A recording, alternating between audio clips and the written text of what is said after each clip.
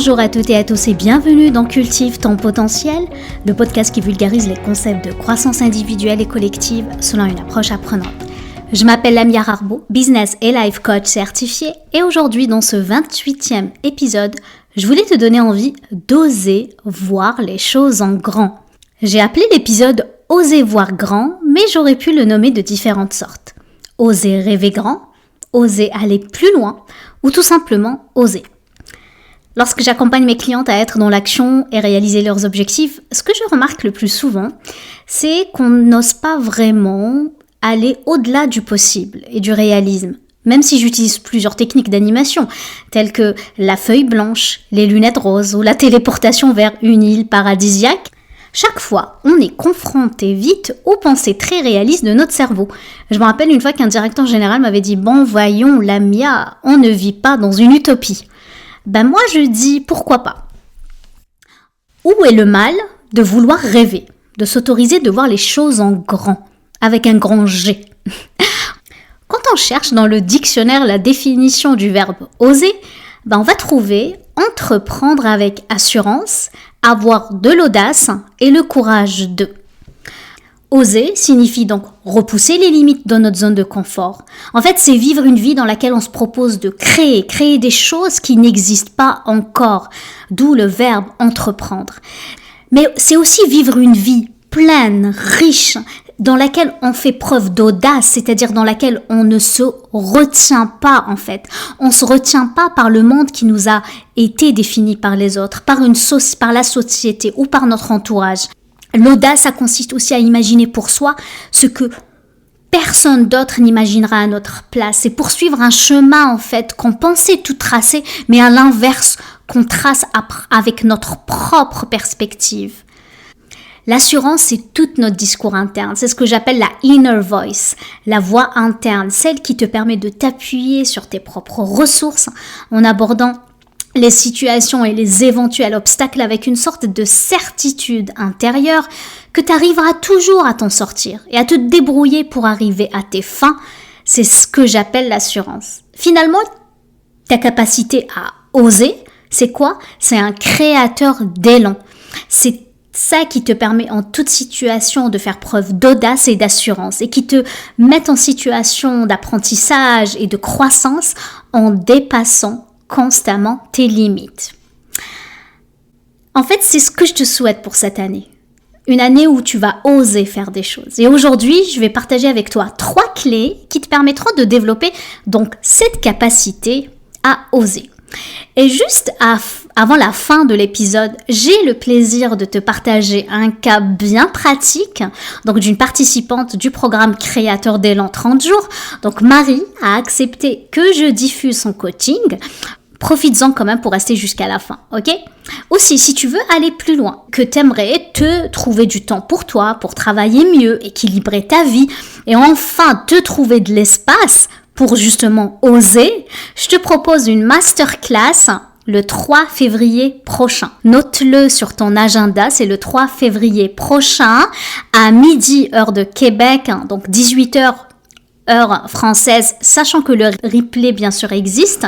Si tu veux en savoir plus, rends-toi sur le lien que je vais partager sur les réseaux sociaux. Maintenant, je te propose de réfléchir à un domaine de ta vie dans lequel tu désires te développer, ok? Donc tu te sens que tu es arrivé à une certaine limite, à un certain seuil de quelque chose. Donc tu as envie de faire mieux, tout simplement. Ou tu as envie peut-être de faire quelque chose de nouveau, ok? Et là tu te sens peut-être retenu parce qu'il te manque quelque chose. Il te manque peut-être de l'audace, justement, ou de l'assurance, ou les deux, ok? C'est peut-être une réorientation professionnelle, carrément, changer de carrière. Ou peut-être, c'est peut-être un poste ou une promotion à laquelle tu as envie de postuler, peut-être un poste de cadre, de gestion. Ou c'est tout simplement une activité que tu veux te lancer. Un projet créatif, un nouveau loisir, un nouveau sport, tu veux faire le marathon de Québec-Lévis, bref. Tu as envie de te lancer. La première clé que j'ai pour toi, pour oser, c'est de développer ta relation avec toi-même. Et cela se traduit par une connaissance de soi assez fine pour s'en servir comme guide. Cela commence par ta relation que tu fais avec tes émotions. C'est en développant cette intimité avec soi-même qu'on est en mesure d'identifier quelles sont nos forces, quelles sont les choses qu'on adore, qu'on fait bien, qu'on fait naturellement, sur lesquelles on peut s'appuyer. C'est ce que j'appelle les leviers. Après, quelles sont nos faiblesses? Quelles sont les choses qu'on n'aime pas trop, qu'on ne fait pas très bien, on ne fait peut-être pas naturellement et sur lesquelles, en fait, on aimerait mettre moins d'énergie. Et cette connaissance de soi se fait aussi à travers des programmes de coaching tels que le mien s'appelle 100 jours pour booster ta confiance et oser justement. La deuxième clé, c'est dans le détachement du regard des autres. En fait, s'affranchir des attentes, des normes, des injonctions, du conditionnement social. Donc il faut pouvoir identifier pour nous-mêmes ce qui nous nourrit, ce qui nous plaît, ce qui nous anime, ce qu'on recherche vraiment indépendamment de ce que notre entourage ou la société peut nous dire. Et le secret, à mon avis, pour se détacher de ce genre d'injonction, en fait, c'est de réfléchir au-delà de soi. En fait, c'est de réfléchir en termes d'impact et de service aux autres. C'est ce que j'appelle la contribution au monde. Souvent, quand on veut faire quelque chose, on veut créer quelque chose, en fait, ce qui nous bloque clairement, ce sont nos peurs, ok? Que ce soit des peurs liées à notre propre personne, à notre propre sort, à la possibilité d'être jugé, peur de se ridiculiser. Et bien sûr, ces peurs-là sont légitimes. Je ne suis pas là pour dire que c'est mal d'avoir ce genre de peur. Au contraire, ces peurs, en fait, sont légitimes, sont même importantes.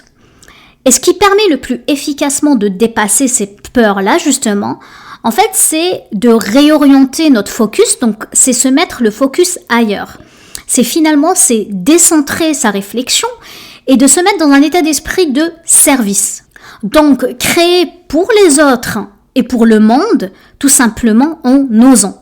Quel impact, toi, tu as envie de créer? Quel rôle as-tu envie de jouer? Quelle valeur tu proposes de créer? Ces questions-là te permettront de te détacher du regard des autres en créant de la valeur pour les autres.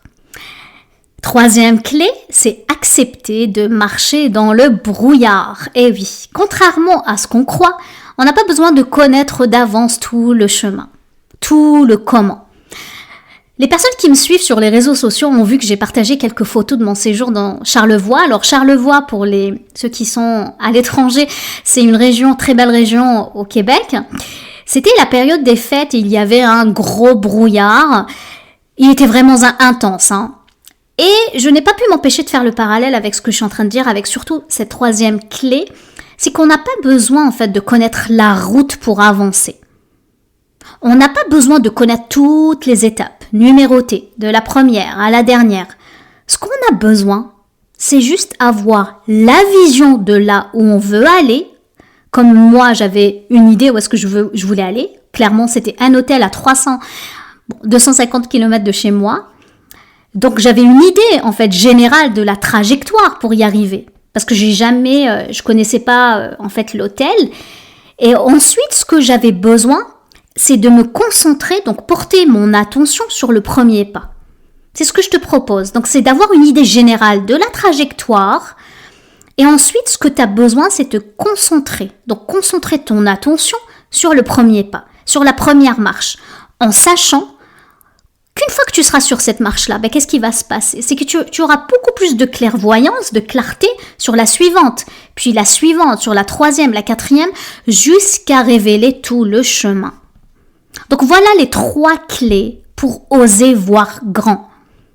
En résumé, première clé, te connaître assez bien pour piloter ton parcours en étant ton meilleur allié. Ta deuxième clé, c'est de t'affranchir du regard des autres en développant un état d'esprit d'impact et de contribution pour surmonter tes peurs et tes doutes.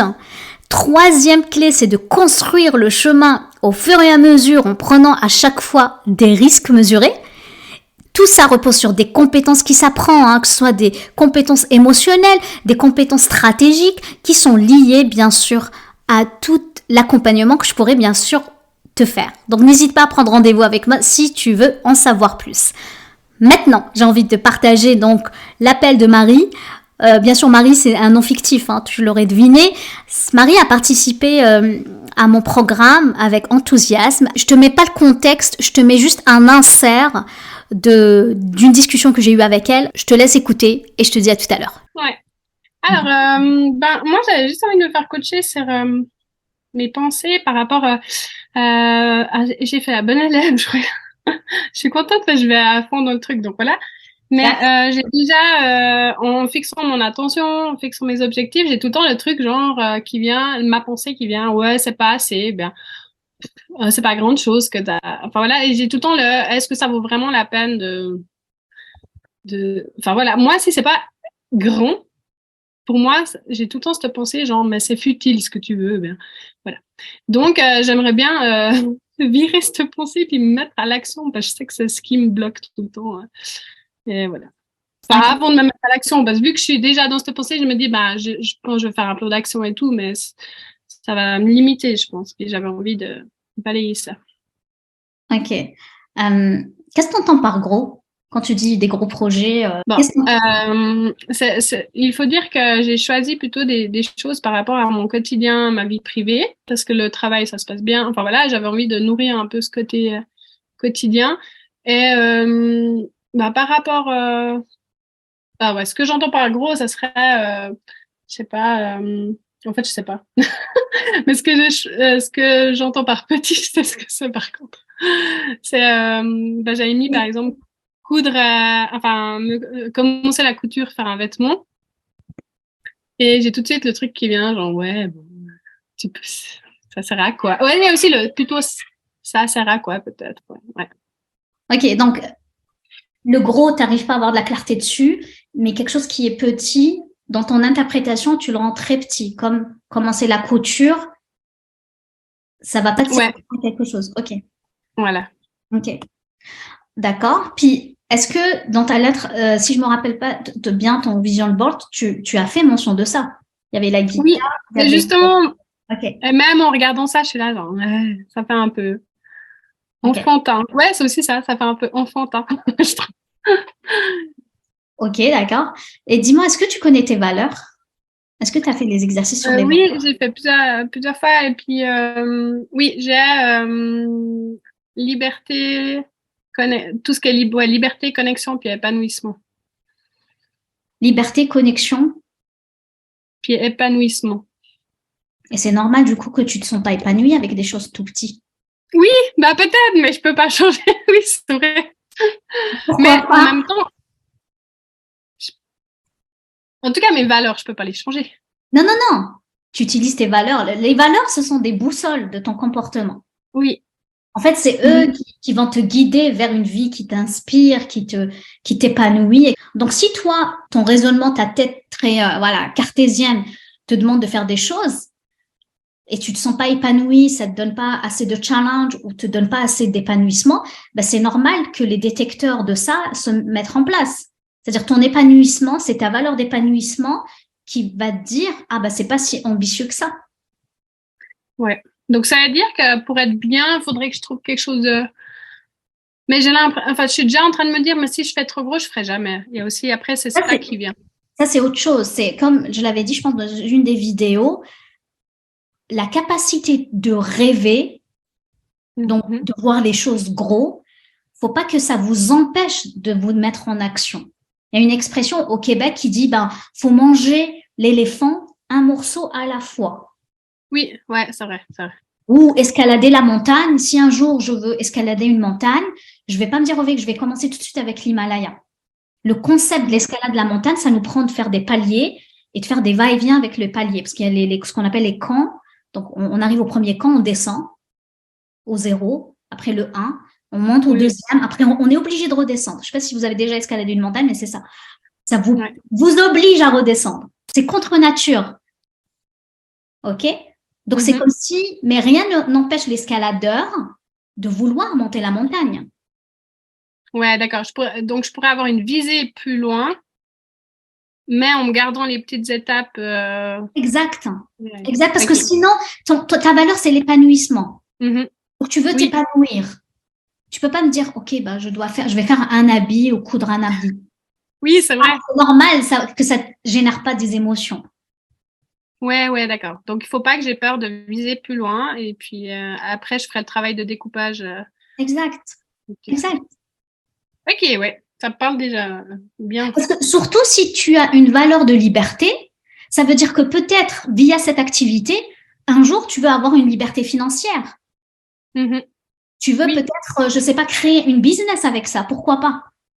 Mhm. Tu vois, il y a 2 jours, moi, j'adore l'émission Qui veut être mon associé, Les Dragons au Québec. Et cette émission-là, il y avait une dame qui a créé une application de couture. Elle met en relation donc, des personnes retraitées qui vont coudre. Je vois que tu des yeux pétillés, mais c'est ça ton épanouissement. Ça permet d'avoir de la connexion, épanouissement, une liberté financière. C'est-à-dire, essaye d'être vraiment in dream, dans le rêve. Autorise-toi, en fait, D'accord. à être dans la vision. Rappelez-vous, la vision board devrait vous donner une sorte de pulsion, une sorte d'énergie émotionnelle qui va vous dire, tiens, un jour, je vais y arriver. D'accord, ouais, je me suis déjà pas mal bridée, donc je vois tout à fait. Autant dans ma lettre que dans ma vision board, j'écrivais, puis je suis là, non mais pas trop gros, enfin je me bride. Ok.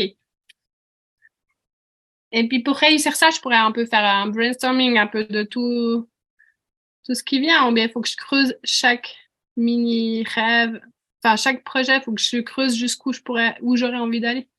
En fait, l'idée, le secret de ça, c'est de s'autoriser une vision qui est presque inatteignable, un truc un jour je ferai 1 million de chiffre d'affaires, ou un jour je sais pas moi, je vais faire la couture pour tous les membres de ma famille, tu sais, je vais devenir dans mon village ou dans la ville où j'habite, je deviendrai la référence là-dessus, c'est-à-dire quelque chose qui est presque très très loin tu peux explorer le champ des possibles pour atteindre quelque chose qui est presque de l'impossible pour l'instant, et après même pas découdre, hein. Après, se dire, tiens, c'est quoi la première step? C'est quoi la première étape aujourd'hui, le 15 janvier, que je suis capable de faire? Après le 16 janvier, le 17 janvier, et y aller. En fait, et le secret là-dedans, c'est ne pas penser au milieu. Ne pas se dire, OK, ben, dans 1 année ou 2 ans, elle va être où? Parce que là, ça veut dire que, OK, est-ce que ça veut dire que je devrais, faire un 50 000 ou faire 5 habits? Et parce que 5 habits, ça, c'est trop. Oui. Stéphanie, en ce moment, elle va trouver trop inatteignable 5 habits. Coudre 5 habits, pour toi, c'est... Par contre, tu es capable de, je sais pas, t'acheter le matériel ou faire un croquis. Ça, c'est faisable pour le premier mois. Ouais. Tu vois la différence? Oui, je vois, ouais. Autoriser à être dans le dreamy, un truc wow, inatteignable, qui va te donner de la liberté, de la connexion avec d'autres personnes, faire partie d'une association ou créer comme le club de livres, mais le club des filles qui coulent, je sais pas. Un truc qui va alimenter toutes tes 3 valeurs qui sont liberté, connexion et épanouissement. Ça, c'est le truc dreamy, très vision. Mais tu oublies l'objectif, qui est très mesurable et qui va te donner un peu du fil à retordre à moyen long terme. Par contre, tu peux te dire, tiens, aujourd'hui, je suis capable de découper ça en quelques actions. Ce serait quoi l'action du jour que je suis capable de faire ça? Et qui va me donner ce chemin de liberté, d'épanouissement et de connexion. Ok, ouais, ça me parle bien. Du coup, je pense que je vais changer un peu ma vision board et puis continuer ma lettre, finaliser ma lettre. Cool. Ah. Est-ce que tu aimerais plus travailler ça? Non, pour le moment, ça me va bien. Merci beaucoup. Voilà, cela conclut l'épisode du jour. Dis-moi ce que tu as pensé. Écris-moi, partage-moi ce que tu as retenu. Rappelle-toi aussi de t'inscrire à ma masterclass du vendredi 3 février prochain. Je vais m'arrêter là, je te remercie de m'avoir écouté. J'espère que tu as eu autant de plaisir à écouter mon podcast que j'en ai à le créer. Sur ce, je te laisse cultiver les graines. Prends soin de toi, je t'embrasse, passe une excellente fin de semaine et je te dis à bientôt. Ciao, ciao.